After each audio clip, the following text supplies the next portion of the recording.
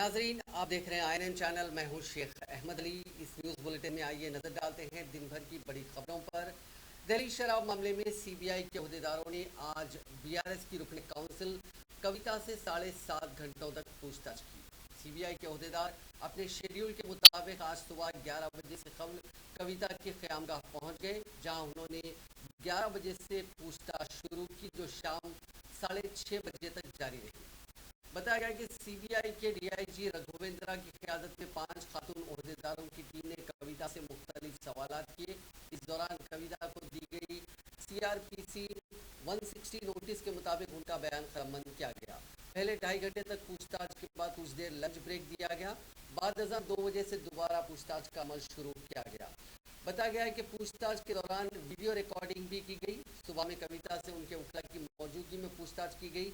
बाद दोपहर की पूछताछ में CBI के अहदेदारों ने कविता के एडवोकेट्स को बाहर भेज दिया और उनसे तन्हाई में पूछताछ की। खास तौर पर दिल्ली शराब केस में मुलजिम बनाए गए अमित अरोड़ा की रिमांड रिपोर्ट के मुताबिक कविता से पूछताछ की गई।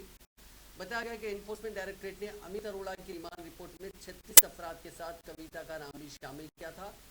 कविता के क़यामगाह के ग्राउंड फ्लोर में वाक़ उनके ऑफिस में CBI के अहदेदार उनसे पूछताछ कर रहे थे। कबल शराब स्कैम के सिलसिले में रुकने कानून साज काउंसिल के कविता से CBI के पूछताछ से पहले उनके मकान के करीब पुलिस ने सिक्योरिटी सख्त कर दी। पुलिस ने कविता के मकान के करीब बैरिकेड्स लगा दिए और किसी को भी उनके मकान के करीब जाने की इजाज़त नहीं दी। BRS पार्टी के ज़राए के मुताबिक पार्टी कारकुनों को पार्टी की आला क़यादत की जानिब से हिदायत दी गई थी कि वो कविता के मकान के करीब गैर ज़रूरी तौर पर जमा न। इस पूछताछ से एक दिन पहले कविता के मकान के करीब बेशतर पोस्टर्स लगाए गए, जिसके ज़रिए कविता के हौसलों को बुलंद करने की कोशिश की गई। उन पोस्टर्स में लिखा गया था कि जद्दोजहद करने वाले की बेटी कभी खौफजदा नहीं होगी।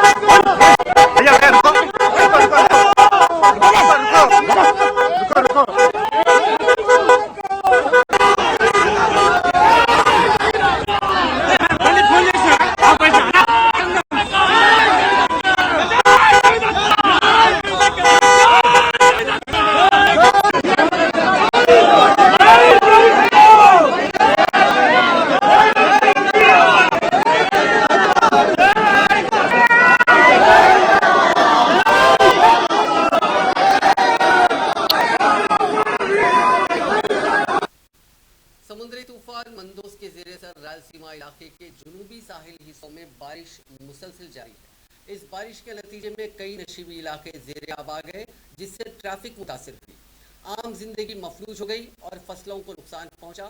नेल्लोर, प्रकाशम, तिरुपति, चित्तौर, अनामिया और कड़पा में शदीद बारिश हुई, जिसके नतीजे में कई नशीबी इलाके पानी में महसूर हो गए। जुमे से बारिश का सिलसिला जारी है, जिससे कई नहर और झील लबरेज हो गई हैं। हिंदुस्तानी महकमे मौसमियात के मुताबिक जुनूबी साहिली आंध्रा में शदीद बारिश हुई। ज़िले नेल्लोर के आत्माकुर में आज़म तरीन बारिश 13 सेंटीमीटर रिकॉर्ड की गई। प्रकाशम ज़िले के मरकापुर, मशरकी गोदावरी ज़िले के अमलापुर और प्रकाशम ज़िले के वेलुगुंडा में हर जगह 10 सेंटीमीटर बारिश रिकॉर्ड हुई। इतवार को भी प्रकाशम ज़िले के कई मकामात पर बारिश का सिलसिला जारी है। पेद्दारावेडू मंडल के मुतासरा इलाकों के कई कॉलोनियों में बारिश का पानी दाखिल हो गया। मुसलसल बारिश के सबब प्रकाशम जिले में मिर्च की फसल को नुकसान पहुंचा।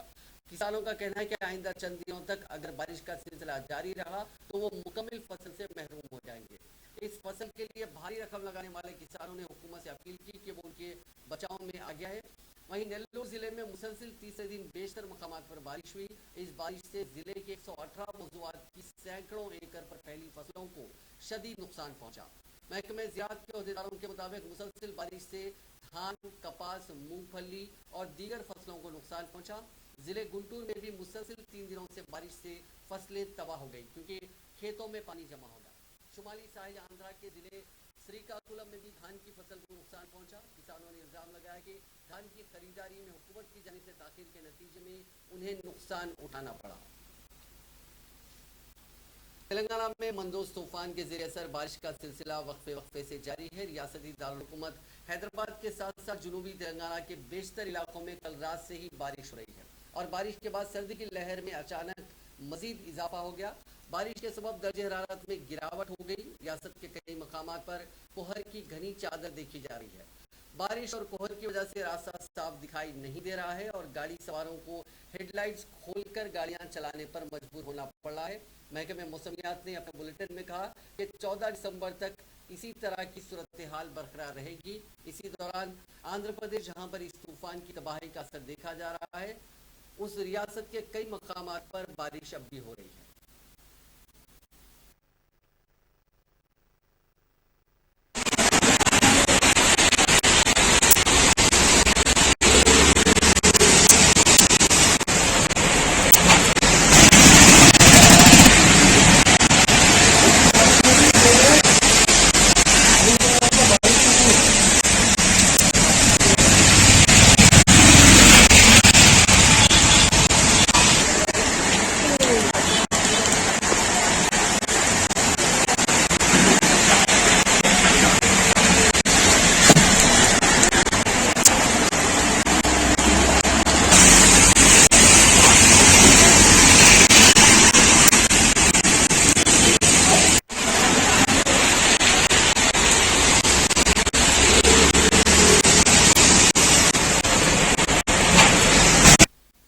शहर हैदराबाद की कदीम मंडी मीर आलम को उसकी असली हालत में वापस लाने की सिमत इक़दामात में तेज़ी पैदा कर दी गई है क्योंकि उसके काम का इम्कान है कि जल्द ही शुरू कर दिए जाएंगे। स्पेशल चीफ सेक्रेटरी बल्दी नज़्म व नस्क अरविंद कुमार ने ट्वीट करते हुए ये इतला दी। शहर हैदराबाद की कदीम इमारतों की तज़यीन नौ और उनको असली हालत में वापस लाने के लिए सरगर्म अरविंद कुमार, जिन्होंने क़ब्ल अज़ीं कई तारीखी नौयत की सीढ़ियों वाली बॉलियों को भी उनके असली रूप में वापस लाने को यकीनी बनाया। इस खुसूस में ट्वीट करते हुए कहा कि 16 करोड़ 14 लाख रुपए से इस निज़ाम हैदराबाद के दौर में तामीर करदा कदीम मंडी को उसकी असली हालत में वापस लाया जाएगा। उन्होंने निशानदेही करते हुए कहा कि इस मंडी की कदीम अजमत की बहाली के साथ साथ ज़ेर ज़मीन ड्रेन्स, पुख्ता फर्श बिछाने और LED लाइट्स लगाने का काम किया जाएगा। उन्होंने कहा कि टेंडर्स के साथ COT के काम इम्कान है कि जनवरी 2023 में शुरू होंगे। तेलंगाना के वज़ीर बल्दी नज़्म व नस्क KT रामाराव ने इस ट्वीट को रीट्वीट किया।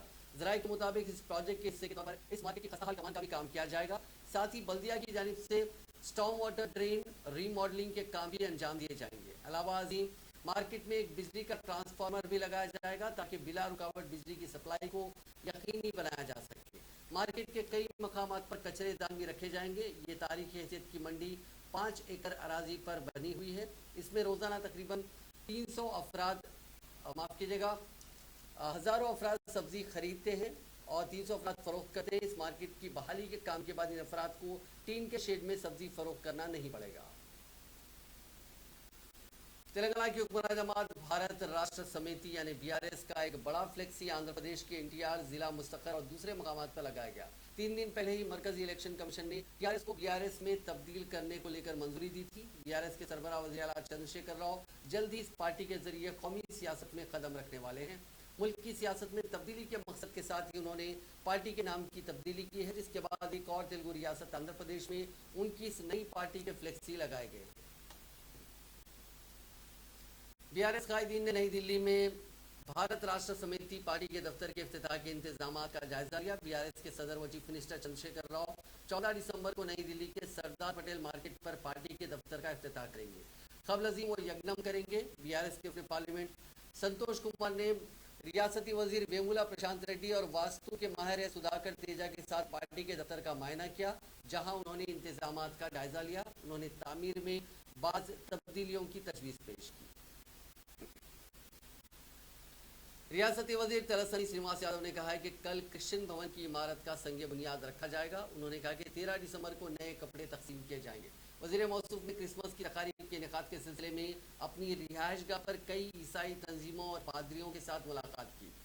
इस मौके पर उन्होंने कहा कि वज़ीर आला चंद्रशेखर राव की क़यादत में तेलंगाना में हुकूमत बनने के बाद तमाम त्योहारों का एहतमाम किया जा रहा है। उन्होंने कहा कि रियासत में ईसाइयों से किए गए अपने वादे के मुताबिक क्रिश्चियन भवन की तामीर के इक़दाम किए जा रहे हैं। उन्होंने याद दिलाया कि हुकूमत इस मकसद के लिए हैदराबाद के उपल भागायत इलाके में 2 एकड़ ज़मीन अलाट की है। इमारत की तामीर के लिए हुकूमत ने 2 करोड़ रुपए के फंड्स को मंजूरी दी है। उन्होंने कहा कि पीर को इस इमारत की तामीर का संग बुनियाद रखा जाएगा।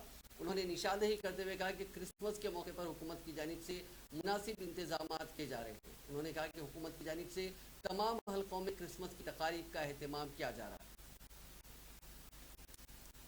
वज़ीर ज़राअत निरंजन रेड्डी ने कोहिड़ा मार्केट के मकाम का मायना किया। इस मार्केट की तामीर का कतई प्लान तैयार है, जिसकी चीफ मिनिस्टर चंद्रशेखर राव से मंजूरी के बाद उनके हाथों इस असरी मार्केट का संग बुनियाद रखा जाएगा, जहां पर बैनुल अक़वामी मार्केट की तर्ज पर सहूलतें फराहम की जाएंगी। कोहिड़ा मार्केट को मुल्क की नंबर 1 मार्केट बनाया जाएगा। ये दुनिया की असरी मार्केट होगी। 199 एकड़ अराजी पर इसकी तामीर होगी, जहाँ पर गोदामों के साथ साथ logistic park, processing plant, waste management, recycling, solar system और कोल्ड स्टोरेज की सहूलत भी होगी। फलों को पकाने वाले चेम्बर्स, लेबर क्वार्टर्स की तामीर का काम भी किया जाएगा। अलावाजी कौमी और बैनुल अक़वामी सतह पर फलों को बरामद करने की सहूलतें भी फराहम की जाएंगी। Vapour heat treatment commission agents के लिए यूनिट्स, पार्किंग की मुनासिब सहूलत फराहम की जाएगी। रियासती वज़ीर ने बताया कि कोयला के जरिए outer ring road international airport तक आसानी से रसाई हासिल की जा सकती है। वज़ीर निरंजन रेड्डी ने कहा कि मुस्तक़बिल में हर साल बागबानी की फसलों में इजाफा होगा। आलमी ग़िज़ाई आदात के खतूत पर बागबानी की फसलों में तौसी के इक़दाम किए जाएंगे। उन्होंने कहा कि कोहिड़ा मार्केट फलों की कौमी और बैनुल अक़वामी सतह पर बरामद के लिए अहम होगी। इस मौके पर डायरेक्टर ज़राअत लक्ष्मीबाई और दीगर आला अहदेदार मौजूद थे। स्पीकर तेलंगाना कानून साज असेंबली पोचाराम श्रीनिवास रेड्डी ने कहा कि गरीबों को छोटे मोटे इलाज बेहतर से बेहतर तरीके पर करवाने के मकसद के तहत चीफ मिनिस्टर चंद्रशेखर राव ने रियासत भर में 400 बस्ती दवाखानों का क़याम अमल में लाया है। इन बस्ती दवाखानों में मुफ्त तशख़ीस के साथ साथ अद्वियात भी मुफ्त में दिए जा रहे हैं और लाखों अफराद रोज़ाना इन बस्ती दवाखानों से मुस्तफ़ीद हो रहे हैं। उन्होंने आज अपने हल्के इंतखाब बांसवाड़ा टाउन में 13 लाख की लागत से तामीर करदा इमारत में बस्ती दवाखाने का इफ्तिताह किया। इस मौके पर खिताब करते हुए स्पीकर असेंबली ने कहा कि बांसवाड़ा बल्दिया में चीफ मिनिस्टर चंद्रशेखर राव ने 2 बस्ती दवाखाने मंजूर किए। ये बस्ती दवाखाने गरीबों के लिए काफ़ी फ़ायदेमंद साबित हो रहे हैं। ख़ास तौर पर बस्तियों में रहने वाले गरीब और मुअम्मर अफराद इन दवाखानों से रुजू हो रहे हैं।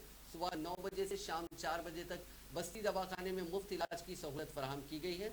आज से बस्ती दवाखाना बांसवाड़े में काम करना शुरू कर दिया है। उन्होंने कहा कि क़ब्ल अज़ीम बांसवाड़ा में 20 करोड़ की लागत से 100 बिस्तरों वाले माता शिशु हॉस्पिटल का क़याम अमल में लाया गया। होंगी के रुकने पार्लियामेंट कोमट रेड्डी वेंकट रेड्डी ने कहा कि वो आइंदा इंतखाबात में नलगुंडा असेंबली हल्के से कांग्रेस के टिकट पर मुकाबला करेंगे। उन्होंने भारी अक्सरियत के साथ अपनी कामयाबी के भरोसे का इजहार करते हुए कहा कि वो कांग्रेस के टिकट पर ही मुकाबला करेंगे। उन्होंने मीडिया से बात करते हुए कहा कि वो अपने कांधों पर कांग्रेस का खंडवा डालकर ज़राए अबलाग के नुमाइंदों से बात कर रहे हैं। उन्होंने ताज्जुब का इजहार किया कि इस बात पर क्यों शुबात का इजहार किया जा रहा है कि वो किस पार्टी के टिकट पर मुकाबला करेंगे। ये कहते हुए कि इंतखाबात के 1 माह पहले वो सियासत के बारे में बात नहीं करेंगे। उन्होंने कहा कि आइंदा साल जनवरी से वो हल्के का दौरा करेंगे।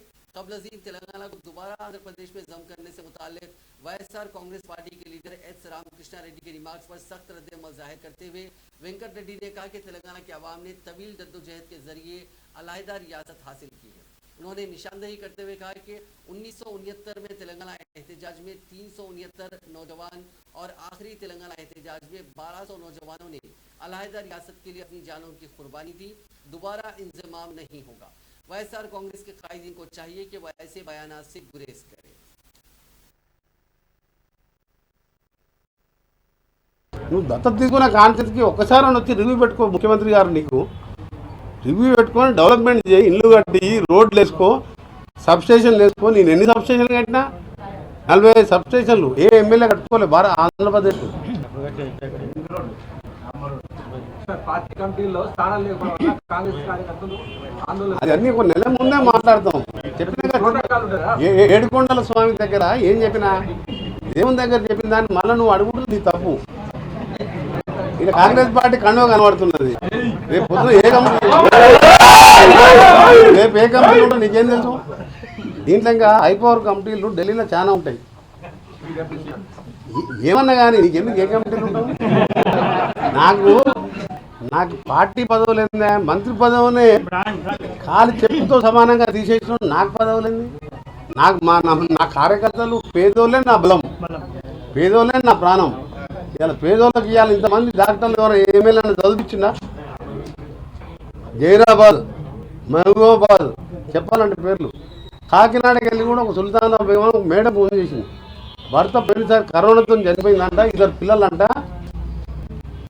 అలా ఆమె ప్రైవేట్ స్కూల్లో చేస్తుండే, ఆమె కూడా జబ్బు వచ్చిందంట. ఇద్దరు పిల్లల్ని సాగుండాలి, లేకపోతే నేను సూసైడ్ తీసుకోవాల్సి వచ్చింది అని చెప్తే నేను చెప్పిన నువ్వు అడ్రస్ పంపమ్మా, నేను పైసలు పంపిస్తాను. నువ్వు దత్తత తీసుకున్న కాన్సెప్ట్కి ఒక్కసారి వచ్చి రివ్యూ పెట్టుకో. ముఖ్యమంత్రి గారు నీకు రివ్యూ పెట్టుకొని డెవలప్మెంట్ చేయి, ఇల్లు కట్టి రోడ్లు వేసుకో, సబ్స్టేషన్లు వేసుకో. నేను ఎన్ని సబ్స్టేషన్లు కట్టినా? 45 సబ్స్టేషన్లు. ఏ ఎమ్మెల్యే కట్టుకోలే ఆంధ్రప్రదేశ్. పార్టీ కమిటీలో कांग्रेस के सीनियर कायद व सबक वजीर कोंडा सुरेखा ने कुल हिंद कांग्रेस कमेटी की जानिब से तश्कील करदा तेलंगाना प्रदेश कांग्रेस कमेटी में उनको मुनासिब मकाम ना देने पर शदीद नाराजगी का इजहार करते हुए पीसीसी की आमिला की रुकनीत से इस्तीफा पेश कर दिया। उन्होंने अपने इस्तीफे का मतूब पीसीसी सदर रेवंत रेड्डी को रवाना करते हुए कहा कि तेलंगाना पीसीसी की जो कमेटी का कल ऐलान हुआ है उसमें न सिर्फ उनका नाम बल्कि वरंगल जिले से ताल्लुक़ रखने वाले किसी एक कायद का नाम शामिल नहीं है। खास तौर पर कांग्रेस की सियासी उमूर कमेटी में उनकी शमूलियत को नज़रअंदाज कर दिया गया, जिस पर उन्हें काफ़ी तकलीफ हुई। उन्होंने कहा कि इस कमेटी में पार्टी में उनसे जूनियर कायदीन को मौका फराहम किया गया और उन्हें नज़रअंदाज किया गया और उन्हें सिर्फ पीसीसी की आमिला का रुकन बनाया गया, जिसे वो अपनी तौहीन समझती है। कोंडा सुरेखा ने कहा कि उन्हें ओहदों की ज़रूरत नहीं है, उन्हें इज्जत प्यारी है। हमारा ख़ानदान गुज़िश्ता 34 वर्षों से सियासत में है और मुसलसिल अवाम की खिदमत कर रहा है। न सिर्फ मुत्तहिदा ज़िले वरंगल बल्कि रियासत भर में हमारे कई हामी हैं। उन्होंने कहा कि पार्टी की सियासी उमूर कमेटी में दीगर जमातों से आने वाले कायदीन को भी शामिल किया गया जो एक मरतबा भी असेंबली के लिए मुंतखब नहीं हुए। कोंडा सुरेखा ने अपने मकतूब में कहा कि वो और उनके शोहर वरंगल ईस्ट और परकाल असेंबली हलकों के आवाम के लिए हर वक्त दस्तयाब रहेंगे और कांग्रेस पार्टी की तरक्की के लिए वो एक काम कारकुन की तरह काम करेंगे। बीजेपी के रियासती सदर बंडी संजय ने कहा कि मुल्क के इंतहाई दौलतमंद सियासी खानदानों में चीफ मिनिस्टर चंद्रशेखर राव का खानदान पहले नंबर पर आता है। उन्होंने कहा कि केसीआर खानदान ने दौलत कमाने के लिए ऐसा कोई काम बाकी नहीं रखा जिससे दौलत हासिल नहीं होती। अपनी पदयात्रा के दौरान जगतिया जिले के कोरट असेंबली हल्के के मोहन राव पेट में आवाम से खिताब करते हुए चंद्रशेखर राव खानदान पर बंडी संजय ने बदगुनवानियों का इल्ज़ाम लगाया और कहा कि बदगुनवानियों में भी केसीआर खानदान पहले नंबर पर आता है। उन्होंने इल्ज़ाम लगाया कि शराब और कैसीनो के मामलों में मुलविस होते हुए चीफ मिनिस्टर की दफ्तर व रुकन टीआरएस कविता ने आलीशान महल तामीर किया जिसे देखकर अक्ल दंग रह जाए। बंडी संजय ने कहा कि दिल्ली शराब केस की तहकीकात के लिए कविता के क़यामगाह पहुंचने वाली सीबीआई ओहदेदार भी उनका महल देखकर हैरान रह गए। उन्होंने कहा कि एक तरफ तेलंगाना में सरकारी मुलाजिमत और रोजगार ना मिलने की वजह से परेशान हाल नौजवान खलीजी ममालिक में रोजगार के लिए पहुंचकर परेशान हो रहे हैं, तो दूसरी तरफ केसीआर का खानदान बेइंतहा दौलत कमाते हुए आलीशान महलों में जिंदगी गुजार रहे हैं।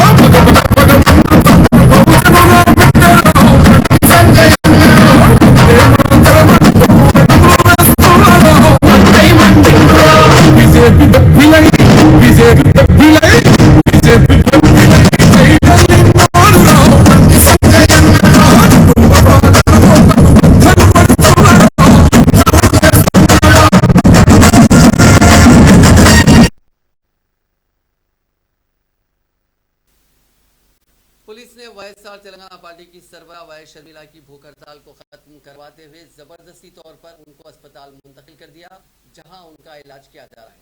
पुलिस की भारी तादाद कल लिस्ट के बाद शहर हैदराबाद के लोटस पॉन्ड इलाके में वाक़ शर्मिला के मकान के करीब लगाए गए भूख हड़ताली कैंप पहुंची, जहां उसने शर्मिला की बिगड़ती हुई सेहत की बुनियाद पर उनको जबरदस्ती तौर पर वहां से अस्पताल मुंतकिल कर दिया। इस मौके पर वाईएसआर तेलंगाना पार्टी के कायदीन और कारकुनों ने पुलिस को रोकने की कोशिश की। इस मौके पर पुलिस ने पार्टी कारकुनों के लीडरों और कारकुनों की मज़ाहमत को नाकाम बनाते हुए शर्मिला को अस्पताल मुंतकिल करने को यकीनी बनाया। तमाम शर्मिला इलाज करवाने से इनकार कर रही हैं। कबल अज़ीम पुलिस ने मीडिया को भी वहां से हटा दिया। शर्मिला उनको यात्रा की इजाज़त देने का मुतालबा करते हुए भूख हड़ताल कर रही थी। वो अपनी इस गैर मुअय्यना मुद्दत की भूख हड़ताल के मौके पर पानी भी नहीं पी रही थी। उनका ब्लड प्रेशर और ग्लूकोज की सतह में गिरावट हो गई थी और उनकी सेहत खराब हो रही थी।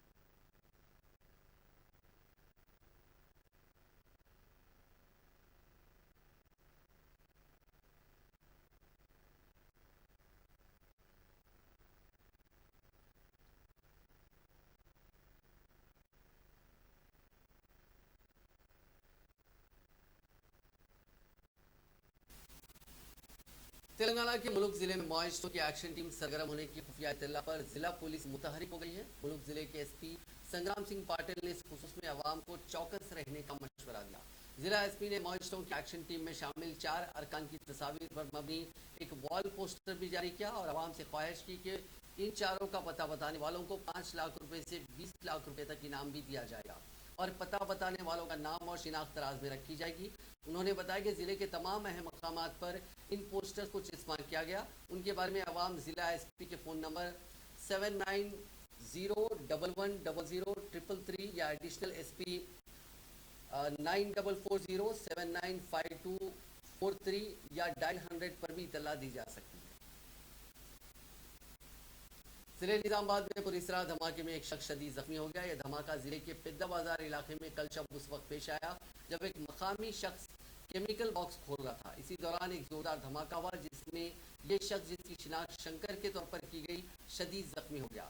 धमाके की आवाज़ के साथ ही मकामी अफराद में तशवीश की लहर दौड़ गई। ये वाकया एक दुकान के सामने पेश आया। मकामी अफराद ने बताया कि धमाके की आवाज़ काफ़ी दूर तक सुनी गई।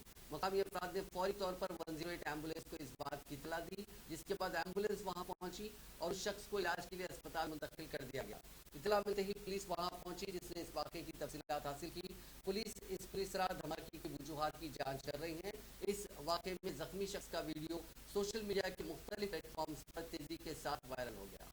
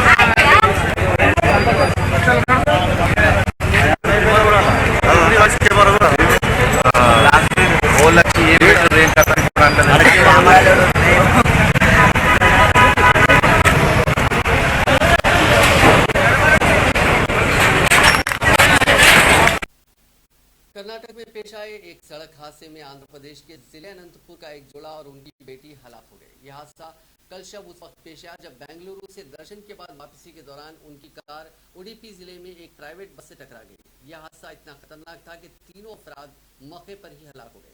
तफसीलात के मुताबिक जिले अनंतपुर के चिन्ना मुतेश्वर के रहने वाले महकमे बिजली के मौजूद मुलाजिम श्री रामुलू के बेटे 41 साल श्रीकांत, उनकी बहू 35 साल प्रतीक्षा बेंगलुरु में सॉफ्टवेयर इंजीनियर के तौर पर खिदमत अंजाम दिया करते थे। इस जोड़े को 4 साल बेटी गुमिया और 2 साल बेटा दिव्येक है। ये जोड़ा अपने बच्चों को अनंतपुर में ही अपने दादा और दादी के पास छोड़ गया। अपनी बेटी गुमिया के साथ मिलकर बेंगलुरु से जोड़ा दर्शन के लिए गया, जहां दर्शन के बाद कार में जोड़ा वापस हो रहा था कि उनकी कार उडुपी के करीब एक प्राइवेट बस से टकरा गई। इस हादसे में कार में सवार श्रीकांत, प्रतीक्षा के बशमूल उनकी बेटी गुमिया मौके पर ही हलाक हो गए। जिले निजामाबाद में होने वाली दुल्हन ने खुदकुशी कर ली। जिले के नवीपेट में वाकया पेश आया, जिसके साथ ही शादी की तैयारियों में मसरूफ लड़की के रिश्तेदारों में कोहरा मच गया और शादी की तमाम खुशियां गम में तब्दील हो गई। तफसीलात के मुताबिक 26 साल लड़की, जिसकी शिनाख्त रावली के तौर पर की गई है, उसकी शादी इतवार को उसी जिले के सॉफ्टवेयर मुलाजिम संतोष से होने वाली थी। तहम शादी से चंद घंटे पहले ही होने वाली दुल्हन ने फांसी लगाकर खुदकुशी कर ली। इस वाक़े के साथ ही घर में गम छा गया। इस बात की इतला पुलिस को दी गई, जिसके बाद पुलिस ने वहां पहुंचकर लाश को पोस्टमार्टम के लिए भेज दिया और इस सिलसिले में एक मामला दर्ज कर लिया। लड़की के रिश्तेदारों ने इल्जाम लगाया कि होने वाले दूल्हे की हरासानी से तंग आकर लड़की ने यह इंतहाई इक़दाम किया। उनका कहना है कि होने वाली दुल्हन को आखिरी कॉल होने वाले दूल्हे ने ही किया था। उन्होंने इल्जाम लगाया कि लड़का जायदाद और मुलाजिमत के सिलसिले में उसको हरासा कर रहा था। हैदराबाद में एक शराबी ने सब इंस्पेक्टर पुलिस को टक्कर दे दी। तफसीलात के मुताबिक हिमायतनगर चौराहे के पास पुलिस की जानिब से गाड़ियों की तलाशी मुहिम अंजाम दी जा रही थी। सब इंस्पेक्टर नरेश ड्यूटी अंजाम दे रहे थे कि हालत नशा में कार चलाने वाले शख्स ने उन्हें टक्कर दे दी। हादसे में सब इंस्पेक्टर का पांव टूट गया। मालूम हुआ कि सब इंस्पेक्टर ने कार को रोकने की कोशिश की, उसने गाड़ी रोके बगैर सब इंस्पेक्टर को टक्कर दे दी। जख्मी सब इंस्पेक्टर को इलाज के लिए अस्पताल मुंतकिल कर दिया गया। हालत नशा में गाड़ी चलाने वाले और उसके साथी की शिनाख्त चंद्रशेखर और यशवंत के तौर पर की गई। इन दोनों को गिरफ्तार करके अदालती तहवील में दे दिया गया। अब एक खबर हिमाचल प्रदेश से। सुखविंदर सिंह सुक्खू की शक्ल में हिमाचल प्रदेश को नया वजीर आला मिल गया। सुखविंदर सिंह सुक्खू ने शिमला की तारीख रेड ग्राउंड में रियासत के वजीर आला के तौर पर हलफ लिया। गवर्नर आरवी अर्लेकर ने उन्हें ओहदे और राजदारी का हलफ दिलाया। सुक्खू के अलावा मुकेश अग्निहोत्री ने रियासत के नायब वजीर आला के तौर पर हलफ उठाया। राहुल गांधी, प्रियंका गांधी, कांग्रेस के कौमी सदर मल्लिकार्जुन खड़गे, राजस्थान के वजीर आला अशोक गहलोत, छत्तीसगढ़ के वजीर आला भूपेंद्र सिंह बघेल, कांग्रेस लीडर सचिन पायलट समेत कई अहम कायदीन ने हलफ बर्दारी की तकरीब में शिरकत की। सुखविंदर सिंह सुक्खू चौथी बार नादवन असेंबली हल्के से मुंतखब हुए हैं। उन्होंने अपने करियर का आगाज तुरबा सियासत से किया था और 2013 से 2019 तक पार्टी की रियासती यूनिट के सरबराह के ओहदे पर फायज रहे थे।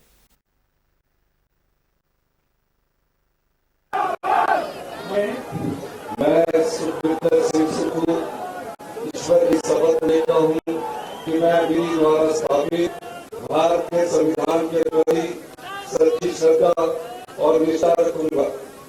मैं भारत की प्रभुता और अखंडता को अक्षुण्ण रखूंगा।